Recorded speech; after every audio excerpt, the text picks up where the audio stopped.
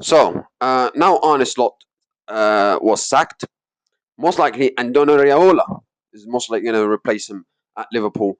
And listen, most likely he will be the new manager of Liverpool. And if he becomes the new manager of Liverpool, which most likely is going to happen, I think that's a great appointment. Yes, there's a doubt. Yes, there's a risk because managing Bournemouth completely compared to managing Liverpool is completely different. You know, at Liverpool, every press conference matters, every match matters, every day matters because everybody talks about Liverpool. Liverpool is a much bigger club than Bournemouth, higher expectations, much higher fan base, much higher in everything, much higher resources, much higher in everything. So it's a bit like David Moyes, where he did a great job at Everton and then he went to Manchester United and things didn't go well for him. Um, but yeah, like under Areola coming to Liverpool, I think that's a good. Generally, even though there's a bit of a risk, like I said, it's a very good appointment. It's a quality appointment because he's a manager that, or he's a coach actually that mostly focuses on coaching. He's not a guy that doesn't get involved too much in transfers and he's not a manager, right? He's not as Alex Ferguson or he's not a manager. He's most like he likes to focus a lot on coaching than managing. So I think that aspect part might suit those Liverpool players. But at the same time, so I think that part will suit Andon Raiola, that he's most likely focusing on coaching than managing. And you look at those players, like I said, that Liverpool have, the likes of Wirtz, Isaac, and so on. He can get the best out of them. And look at Bournemouth, he got the best out of the players, likes of Firmino, the likes of Dean Hedgerson, and so on, Evan Ellison at Bournemouth as well. So he got the best out of a lot of good players who are now who now are moved to big clubs. Like, and even he coped with players leaving the club. You know, Semenyo left Bournemouth to Man City. Dean Henderson moved to Real Madrid. A couple of players as well leaving to other big clubs as well, PSG and so on. And he coped with it fantastically well, despite those key players. Kirkus went to Liverpool as well. He coped with key players leaving the club, and Bournemouth is still getting better and better. They still played great football under Areola, and they achieved good things, especially getting European football, and potentially they could have even achieved Champions League football if some certain results had gone their way with Man City beating Aston Villa uh, and Liverpool beating Brentford. So he did an amazing job. He did an amazing job at Bournemouth. He did a very good job also at Rayo Vallecano, and especially you could clearly see when he came to Bournemouth. Before he came to Bournemouth, I was surprised that they sacked Gary O'Neill because he did a very good job at Bournemouth. But you could clearly see those owners at Bournemouth, they wanted to go in a much higher level. They wanted to continue. They wanted to have stability and go to the next level, not just like stay for relegation for every year. They wanted to go to the next level, and they brought a new coach like Ariola, who did a very good job at Rayo Vallecano. Risky because he's a young coach, but could be worth it. And look at what he's done. He's done a very good job at Bournemouth, playing great football. And obviously, he's in the group of managers of coming from Basque country. Arteta came from Basque country, Alonso, Ariola. Funny, those three managers from starting next season, they will manage Liverpool, Chelsea, and Arsenal. So it's going to be interesting to see them going head to head next season Premier League with those big clubs, because that's going to be very, very interesting.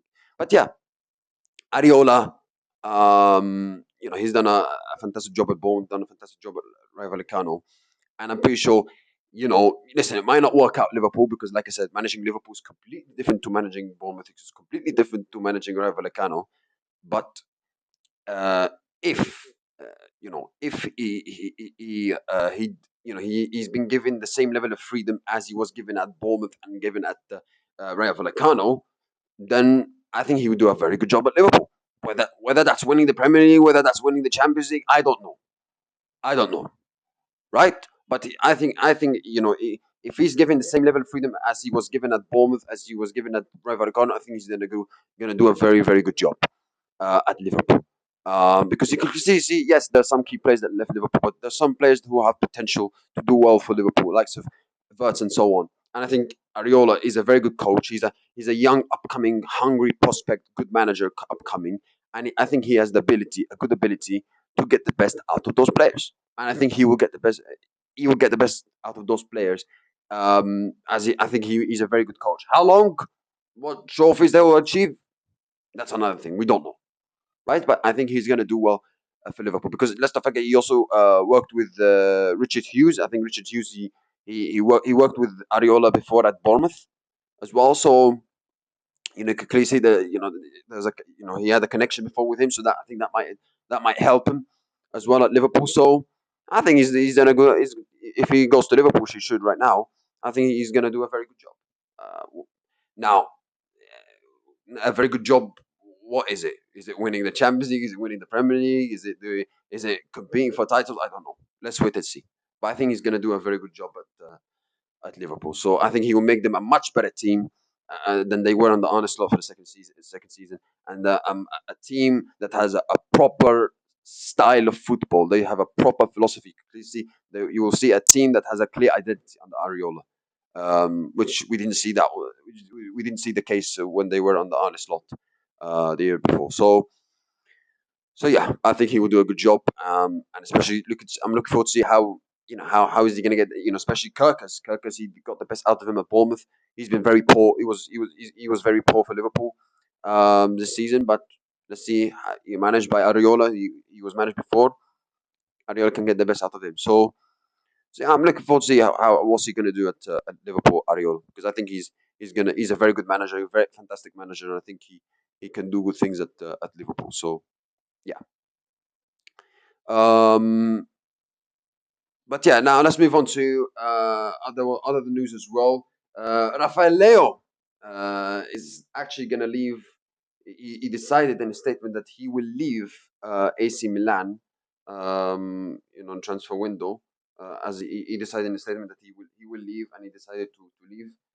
As you can see by his statement, he said that I'm proud as I made history at AC Milan, but now I want a new chapter. I'm looking forward to playing in another league. I did my best for Milan. The club gave me everything, but I'm feeling ready for a new team, new league, new challenge. So he wants to move to a new team, a new league, a new culture, new identity. So that's understandable. And Rafael Leo, when he's at his best, he's a very good player. He's a very, very, very, very good player. He's a quality player. He has good skills, and he's a very good player. However, if you look at this season for AC Milan, he's not been at his best, in my opinion. So even though I understand why, he scored 9 goals and 3 assists. Is that enough? Is that enough to be considered like a really, really top player? He's a good player, but is that enough to be really considered top player? To be fair, he was playing under AC Milan under Allegri, where Allegri's side are usually defensive. um, so, but yeah, I think he's a good player, but he needs consistency as well. He needs consistency because sometimes that he lacks that, and especially if you look at these past couple of seasons with AC Milan. But if he's gonna leave AC Milan, I understand why he wants to leave AC Milan because AC Milan right now have a lot of problems. They haven't qualified Champions League for the last 2 seasons, and he wants to leave AC Milan. He wants to have a new identity, new challenge, and so on. And he wants to play in the Champions League. Also, he doesn't want to, go another season without playing Champions League football because that's because AC Milan are not going to play Champions League football next season. They're going to play Europa League. But if he's going to leave, where's he going to go? Chelsea. I mean, we've seen a couple of wingers go to Chelsea in the past couple of years, and they haven't reached their heights. Um, Liverpool, they've already signed a couple of wingers. I don't think they'll sign another one. Man City, no. Arsenal, maybe Arsenal, because obviously they need more prolific, more ruthless attackers. So maybe Arsenal. Manchester United, maybe also, maybe. Tottenham, no. Liverpool, no, like I said. So maybe Liverpool, maybe Man United in the Premier League. So yeah, and you look at the Spanish league, Barcelona, no, Real Madrid. I don't think they're going to sign him. Maybe Atletico Madrid. If Julian Alvarez leaves, maybe he can go to Atletico Madrid. Bayern Munich, no, I don't think so. PSG, I don't think so. So I think if he's gonna leave AC Milan, I think he will go either to La Liga or the Premier League, in my opinion. If he goes to Atletico Madrid, Simeone and his players can build a team around him, as they try to do with Julian Alvarez, this season, last season. And if he's gonna leave Atletico Madrid and go to Barcelona, obviously, then that's an option that Rafael could go to. And then you look at the Premier League, like I said, Arsenal need more ruthless attackers. Maybe it could be the one, it could be the one that can fix their issues in attack, or not the main one, but like one of the people who can fix their issues in attack. Manchester United also, if they want to get better, they they can improve their attack, not only defensively, but not only attack, but also defensively, and the goalkeeper. Maybe goalkeeper, because obviously I don't think Lemans has. He's been good, but he has a mistake in him. So, but yeah, let's see what happens. I think if he will leave AC Milan, I think he will go to the Premier League or La Liga. I don't think he will go to the Bundesliga or the French league, because PSG, I don't think they need him, and Bayern Munich, I don't think they need him. So yeah.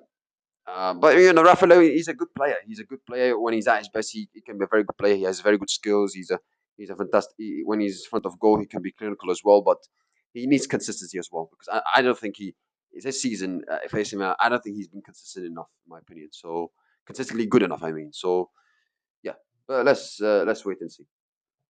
Um, Now let's move on to William Saliba. Obviously, after he came back after losing the Champions League final. He actually